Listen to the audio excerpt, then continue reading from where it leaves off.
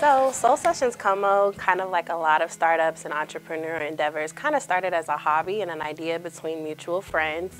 I'm a social worker by day, so when I have free time, I love the arts, I love music, but I was having trouble finding things in mid-Missouri and Columbia that tailored to my musical taste, my cultural taste, or spaces where I could completely feel comfortable experiencing a good leisure time. So one of my business partners and co-owner, Josh Reynolds, he goes by J.R. Tiz. He's a musician in the community, and so me and him came together in September of 2021, and we threw our first event at Press Rooftop Bar. So we are a live music, multifaceted entertainment planning company.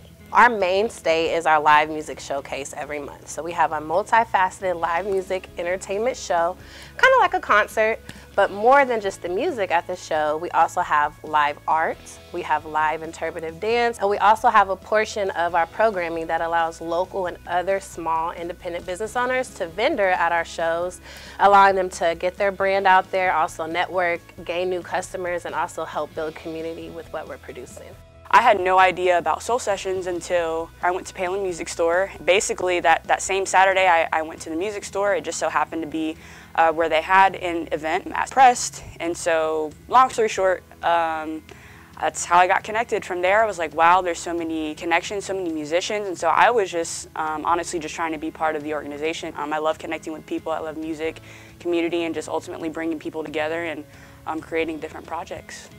It was really neat to get to meet some of the clients who wouldn't be able to afford legal services otherwise, because you got to hear their stories and learn about their dreams. Like, we were taking an active part in these clients' dreams, and you know, even if that was just us filing their LLC, it meant a lot to them, and it was really cool to feel like we had an impact not only on these people's professional lives, but on their personal lives as well.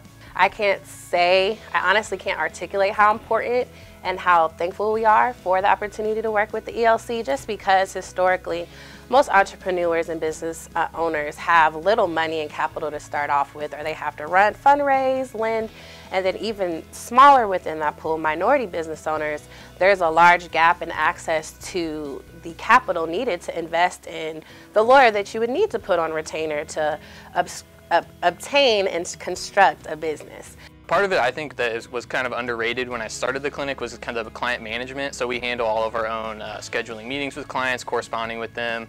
It's not really something that you get in a class environment, but also just being able to look for answers when you're not really sure that there is one.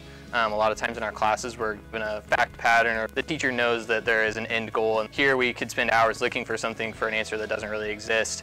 And then we kind of have to glean our best guess at an answer, or telling the client, like, here's what we found, here's how we would suggest moving forward. I think it's a win-win, you know.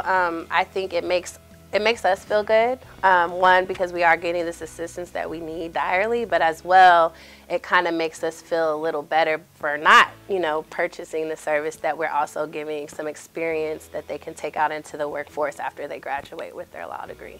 If you have access to a resource like this, I encourage you and implore you to look into it. The people at Mizzou Law Clinic have been very helpful, very resourceful, and it's a great way to network as well and just learn and grow as a business.